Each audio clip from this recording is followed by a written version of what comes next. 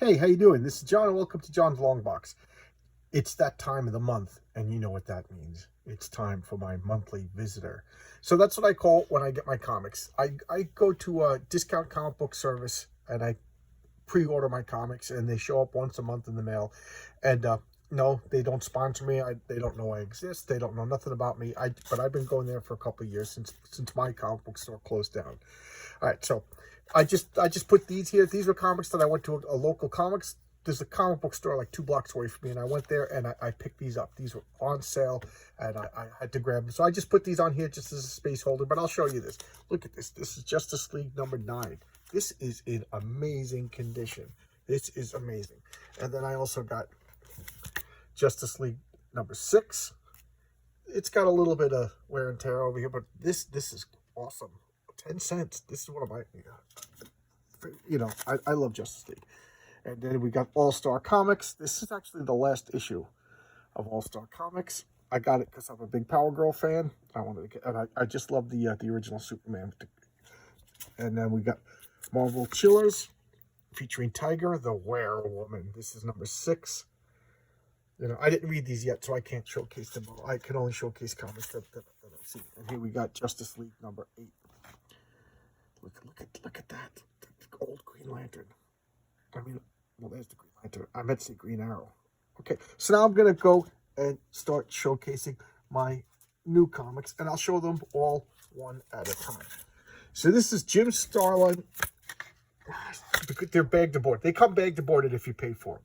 So this is Midnight Rose, and I got this for one reason only. Jim Starlin.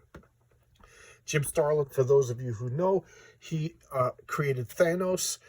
He was the guy who made Captain Marvel, who he is, Captain Marvel, and then before Carol Danvers. Just a great guy. He made up the Infinity Stones, so he's got a lot of trust with me. So I know nothing about this other than Jim Starlin. So let's take a look at that. Saga. This is issue 58. I haven't showcased any Saga.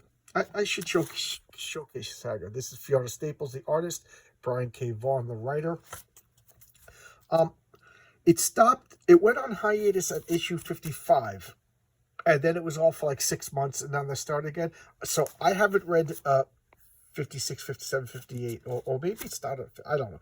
But since it went on hiatus, I have them all, but I just haven't read them yet. And Usagi Yojimbo, Lone Goat and Kid. Look at that artwork.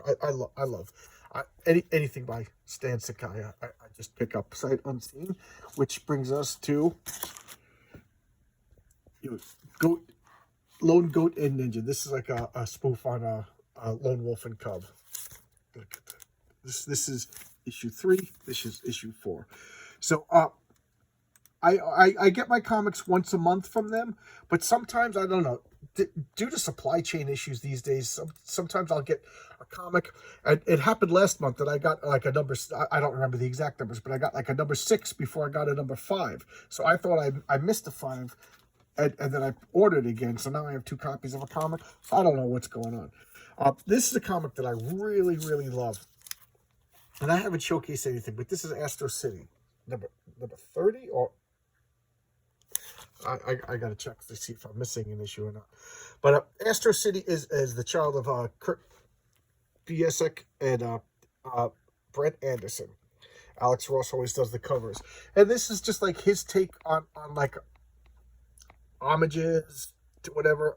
Like instead of Superman, they have the Samaritan. Instead of Batman, they have the Confessor. Instead of the Fantastic Four, they have the First Family. And what I like is it tells a lot of this looks like the Forever People. Yeah, it kind of does now that I'm looking at it. Like a Jack Kirby creation.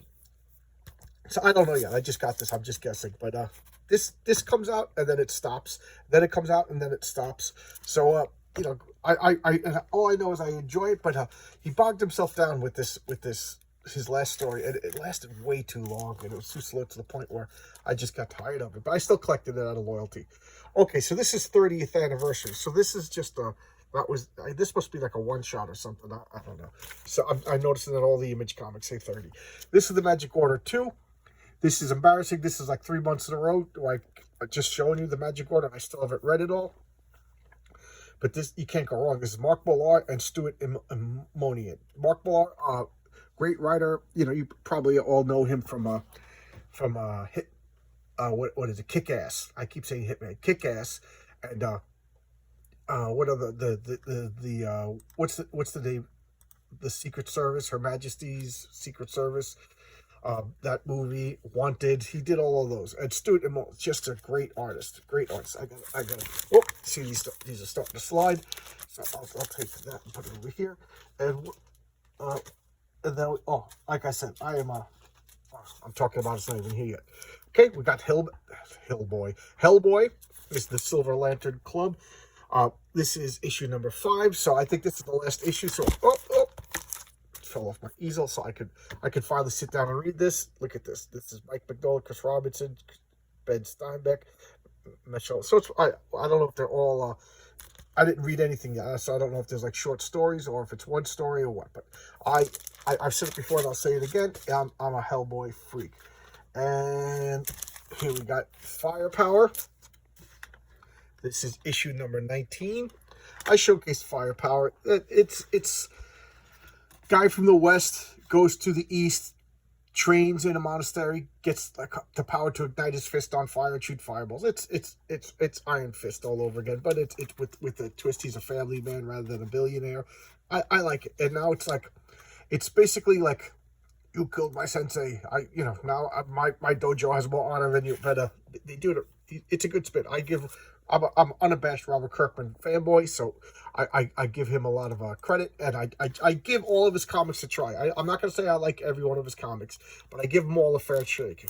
This one I like it long enough to stay with it every issue. And this Chris Samney art, it seems like old fashioned but new at the same time. Like, he walks this fine line. I really do enjoy it. I'm just going to put a few comics back because my easel is getting full, and then all the comics fall down, and nobody wants that. Rocketeer. I just bought it based on the name, The Rocketeer. I don't even know who Stephen Mooney and Len O'Grady is, but I'm trusting them to do a good job. Rocketeer, for those of you who don't know, is Dave Stevens, a legendary writer, artist. He created The Rocketeer. This was his character.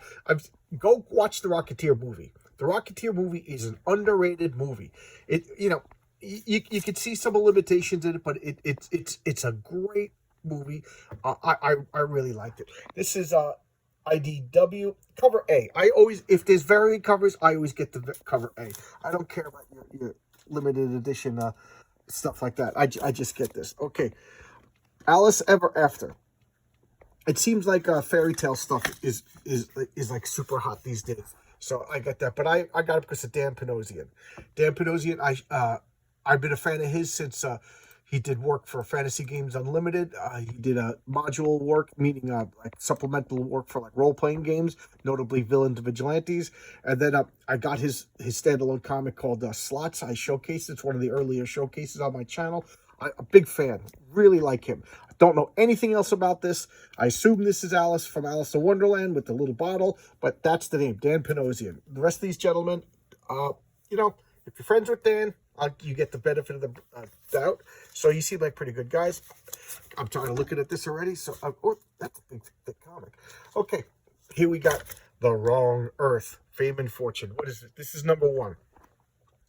Mark Russell. Oh, so it's got a whole different team. Okay, that's interesting. Mark Russell. But I like this. I bought this, and then I forgot about it, and then I bought another issue, and then I read them out of order, and I'm realizing that I'm missing a few issues. So I put them back into my to-read box, put them in the correct order, and I'm filling in the gaps, and for whatever reason, these are super hard to find. This is like a goof on this is like the golden age, happy-go-lucky good guy. This is the modern age of the same superhero on a different multiversal dimension, and he's grim and gritty and stuff like that. So it's a kind of like turned in that golden age, modern age superhero good guys. Modern age guys are shades of gray, realistic superhero tropes on it, and I really like it. I'm enjoying it from what I read. again, I read it out of order, and I'm missing issues, and then it's like a series of mini-series, so I have like one issue of one series, and I put them like this is what I did. Like one mini-series, I had like a number 2, another series I had a number 1, and I read them, so I was like, this is really disjointed. Duh, I'm a dummy, okay? So there you go. So I want to put it in order, and I liked, even though I read it out of order, I liked it enough, and I liked the art that I love kind of like goofy, not goofy, but like golden age heroes, stuff like that. You know, the older I get, the more I want wholesome stuff. So but even though there's a story that I'm missing because I don't have everything, but I do like what I've seen. Okay, Radio Spaceman 2 of 2. I can finally read this. This is Mike Mignola, and I don't know. Oh, Dave Stewart does the colors. Amazing colors. I really like, one of my favorite colors. What's going on here is this is an alien that came to Earth, and he observed Hellboy a few times. So now we're going to learn more about this character. This alien, you never really see his story. So maybe this will tell me. I didn't read it yet. It's only 2 issues, and I got both issues. I can read it. Let's check it out. And I cannot rave about this enough. This always goes to the top of my stack. I read this first. This is this Neil Gaiman's and P. Craig Russell. Neil Gaiman, what can I say about Neil Gaiman? If you follow my channel, you probably know him already. His claim to fame is the 90s comic of the Sandman. What a great comic. What a great comic. You know, I can't sell it enough. It's so good. Well, it's a seminal comic. It's just an important comic. You know, should be on the everybody's like, if you're a comic book collector, if you're serious about comics, you got to read the Sandman. And I wonder if it's like dated. I don't know. But I got it when it came out, so it's hard for me to judge. But anyway, he's the writer. And P. Craig Russell, oh my God, what a phenomenal artist! What a phenomenal artist! Very dreamy, very, you know, I don't know. I how do you describe him? Just, I don't know. Dreamy is the only way I could describe it. So you got 2 phenomenal talents teaming up to talk about Norse mythology. And I say this, I don't know, every 3 videos. I'm a Greek mythology and Norse mythology freak. So this is a no-brainer. No-brainer. This goes right to the top of the list. And we got some more Hellboy-related stuff. The Sword of Hyperborea. Okay, look at these ships. Oh, alien monsters. I thought they were ships. I didn't read the series yet. This is number 4. I don't know if this is the final issue. But it's all about this sword that was forged in the past. And it's made its way, and Hellboy used it to fight monsters. So it's all about this sword, I'm assuming. I haven't read it yet. But that's the title, The Sword of Hyperborea. I can't wait. Okay. Patriotica United, I guess that's called, number 3. I don't know, I got this. Some good girl art. Looks pretty cool. Pretty sexy patriotic heroes. This is number 3. I'm missing issues, so I can't read this yet, so I can't comment anything. I don't know anything about it. Other than I probably just bought it on the, you know, some cheesy cheesecake art. This is what I meant to say, not cheesy, cheesecake. Okay, here's the 30. I keep wanting to say issue 30. This is Aerosmith. This is also by Kurt Busiek. Kurt Busiek. Carlos Pacheco's. Oh my God, what am I going to say about this? Oh, artwork's phenomenal. Where's the number? This is... I don't like when you can't see the number. I appreciate the big art, but I really like this. This is an alternative Earth, instead of technology, instead of an industrial revolution, we had like a magical revolution, and magic became widespread, and everybody and their brother uses magic in their day-to-day lives, and we have ogres and trolls, stuff like that. And now there's a war in Europe. I think it's like the Prussian Wars, like before even World War I, and excuse me, that's the world, and I love it. There was one series, I think it was 6 issues, then a couple of like one-shots, and now they're bringing it back. I bet you he's pitching this for like a Netflix or a movie deal, and good for him. It'll be perfect. It'll be perfect. I guess the period, making all the costumes would be expensive. I think it would be great. Be great. I already talked about this, but look at that cover. That is beautiful. That is just beautiful. I love everything about this. That looks like with that Odin or Hanga. I don't know who that is, but fall in love with a giant. Just beautiful. Just beautiful. The Unbelievable Unteens. This is from the world of Black Hammer. So anything Black Hammer. You put Black Hammer on it, I'm buying it. You know, Black Hammer toilet paper, I'll buy that. I love Black Hammer. I bought it mistaking. It's kind of embarrassing. I thought I don't know how I did it. I don't know why I did it. It just shows you something's going wrong with my brain.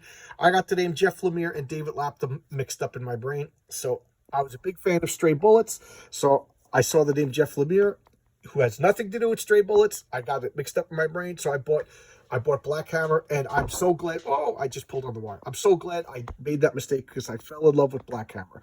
And then this is Black Hammer is like, you know, an it's its own worth with like all the superheroes are kind of like based on existing Marvel and DC heroes, and this is their X-Men. And so far, it is really, really good. Oh, and that's the last issue. Bonus issue. I bought this 3 days ago. Creepy. Beautiful Frank Frazetta cover. This is Creepy number 5. I've been getting into these old Marvel Warren issues. So good. So good. So I do this once a month. You know, I'll keep doing it once a month. I think it's kind of interesting to show people what I'm actually buying. What comics am I still getting? I still like comics. What did you notice about this? No Marvel, no DCs. I don't get new Marvels and I don't get new DCs because I just feel they're disrespecting the long-term fans. You know, I've been collecting comics for, I'm not even joking, 45 years. I invested a lot of money, a lot of time, a lot of emotions in a lot of these characters, and they're just being disrespectful to the characters. And they're just being disrespectful to the continuity, disrespectful to the characters. You know, and it's just like, all right, I'm done. Do whatever you want. Go break your toys. I'm done. You know, I didn't like in the 90s when they were replacing Green Lantern and with what's his name? You know, make new characters. That's all I got to say. So they tried it already. It didn't work. They brought back the originals. They're doing it again. It's not working, you know. But I think Marvel and DC went too far, and I quit both of them around 2014. I don't see me going even if they brought back Jim Shooter. You know, the damage has been done. Okay, political rant over. Thanks a lot. I'll see you tomorrow with the proper video. I just do this once a month just to let you guys know what I'm doing, and we'll pan out on that. Look at that face. Look at that face. So cool. All right, see you tomorrow. Bye-bye.